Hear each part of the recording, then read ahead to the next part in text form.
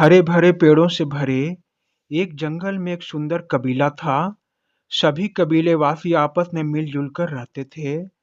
उसी कबीले में हरखू नाम का एक कामुक स्वभाव का दुष्ट प्रवृत्ति वाला व्यक्ति रहता था। हरखू कबीले के महिलाओं पर अपनी गंदी नजर रखता था। जब भी कबीले में किसी युवक की शादी होती तो हरखू उसके सुहाग रात को छिप छिप कर देखने की कोशिश किया करता था। एक बार की बात है, कबीले में एक नई शादी के ढोल मृदंग बज रहे थे। सभी कबीलेवासी हरखू की करतूत से अनजान हंसी खुशी से शादी की तैयारी में जुटे हुए थे। जंगल से हरे भरे पत्तों की माला, पतले पेड़ों और बांसों से नए दंपति को रहने का एक सुंदर झोपड़ी का निर्माण किया गया। उस कबीले में ऐसा हर नए शादी करने वालों को उपहार में दिया जाता था। मंगरू अपने विवाह की ऐसी तैयारी देखकर बहुत खुश हुआ। अगले दिन मंगरू, उसके पिता और सरदार सहित सभी पुरुष कबीलेवासी मंगरू के विवाह करने के लिए दूसरे कबीले चले जाते हैं।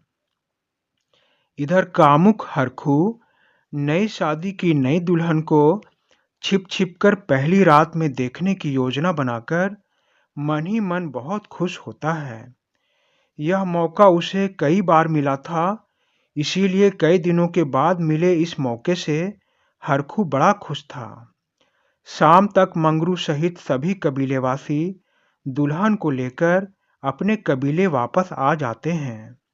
रीति रिवाजों को पूरा करने के बाद मंगरू और उसकी दुल्हन को नए बनाए हुए झोपड़ी में विवाह की पहली रात को मनाने के लिए भेज दिया जाता है। मंगरू की दुल्हन पत्तों की माला पहने और सुगंधित फूलों की गहना पहने बहुत सुंदर लग रही थी। वह नई झोपड़ी में अपने पति मंगरू का इंतजार कर रही थी। तभी उसने देखा, झोपड़ी के बाहर झाड़ियों में हलचल हो रही है। जंगली जानवर को सोचकर वह उसे देखने झोपड़ी के दरवाजे तक आई। जैसे ही वह दरवाजे के पास आई, झाड़ियों में हलचल होना रुक गया। मंगरू की पत्नी एक निडर युवती थी।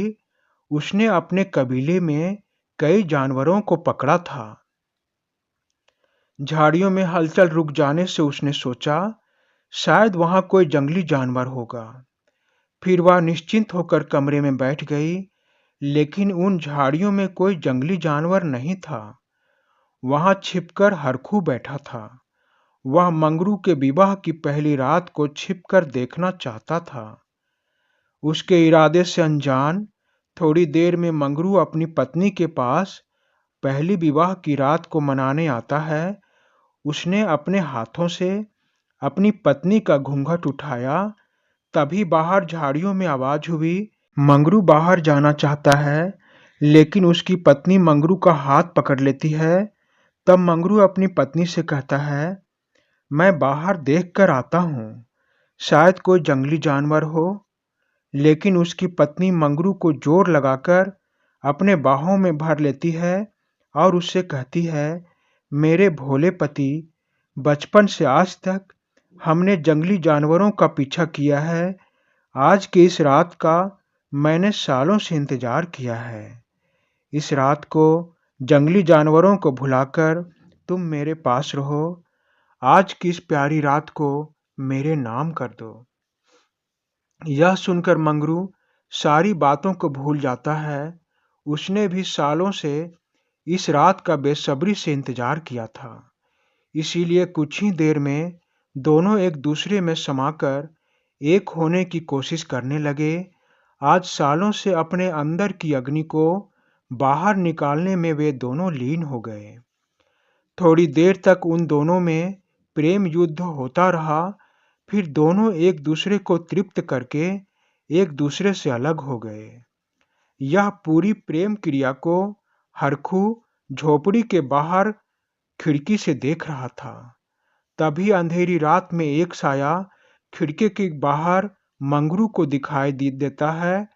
मंगरू ने तुरंत बिना मौका दिए दौड़कर उस साया को पकड़ लिया। मंगरू की पत्नी लालटेन और लाठी लेकर बाहर निकली। मंगरू ने देखा वह कोई और नहीं, उसका कबीलावासी हरखू था। उसकी यह हरकत देखकर मंगरू की पत्नी ने गुस्से से हरखू को एक चांटा मारा। मंगरू हरखू को लाठी से पीटते हुए सरदार की झोपड़ी तक ले गया। आधी रात में सारा कबीला सरदार की आवाज से जाग गया। सभी लोगों ने देखा सरदार के हुक्म से हरखू को एक पेड़ में बांधा जा रहा है और हरखू हाथ जोड़े सरदार से रो रो कर माफी मांग रहा है। उसके रोने चिल्लाने से सरदार पर कोई असर नहीं हुआ और थोड़ी ही देर में सुबह हो गई। सरदार ने सभी कबीलेवासी को अपने घर के बाहर बुलाया और एक पंचायत रखी। तब सरदार ने हरखू से पूछा, हरखू तुम सच सच बताओ, क्या तुम कल रात मंगरू की सुहाग रात को छिप छिप कर देख रहे थे? तुम्हारा यह नीच काम कितने दिनों से चल रहा है? तुम्हारे इन्हीं गंदी हरकतों से परेशान होकर तुम्हारे माँ पिता इस दुनिया से चले गए। फिर हम सभी ने इस कबीले में तुम्हें अपना समझकर सुधरने का कई मौका दिया, मगर तुम अपनी नीच हरकतों से बाज नहीं आए। सरदार की बात सुनकर हरखू ने रोते हुए कहा, मुझे माफ कर दीजिए सरदार, मुझसे गलती हो गई। मैं सच सच कहता हूँ कि जब से मैं युवा हुआ हूँ तब से इस कबीले की हर शादी की सुहागरात को मैंने छिपकर देखा है, लेकिन अब से मैं ऐसा नहीं करूँगा। उसकी बात सुनकर सरदार ने गुस्से से कहा, तुम्हारी गलती माफ करने लायक नहीं है। अगर मैंने आज तुम्हें माफ कर दिया तो फिर से तुम यही गलती करोगे, इसीलिए तुम्हें सजा देनी बहुत जरूरी है। सभी कबीलेवासी ध्यान से सुनो, इस दुष्ट हरखू को हर कोई अपने हाथों से कालिख लगाएगा। उसके बाद इसे कबीले से बाहर जंगलों में छोड़ा जाएगा। आज से कोई भी व्यक्ति इसकी मदद नहीं करेगा। थोड़ी ही देर में सरदार की आज्ञा का पालन हुआ। कबीलेवासी हरखू को भला बुरा कहते हुए कबीला से बाहर जंगल में छोड़ आते हैं। शाम हो गई थी। हरखू का पूरा शरीर कालिख लगने से काला हो गया था। भूखा रहने से और कबीलेवासी के मार खाने से हरखू ठीक से चल भी नहीं पा रहा था। वह बार बार जमीन में गिर पड़ रहा था, जिससे जमीन के सूखे पत्ते उसके शरीर में चिपक रहे थे। चलते चलते एक पेड़ के नीचे हरखू बैठ गया। आज का दिन हरखू के लिए बड़ा मुश्किल दिन था। वह दुखी होकर सोचने लगा कि आज मेरा बहुत अपमान हुआ है। इस दुनिया में मेरे माँ पिता नहीं हैं, इसीलिए किसी कबीलेवासी ने मेरा विवाह नहीं करवाया। अगर मेरा विवाह हुआ होता तो मैं क्यों किसी की सुहागरात को देखता। मेरा इस दुनिया में कोई नहीं, लेकिन मैंने अभी तक हार नहीं माना है। मैं अपनी इस बेइज्जती का बदला पूरे कबीलेवासी से लूंगा। ऐसा सोचकर हरखू जंगल में आगे बढ़ने लगा। उसके अंदर प्रतिशोध की ज्वाला धधक रही थी। वह लगातार चलते जा रहा था। चलते चलते सुबह हो गई।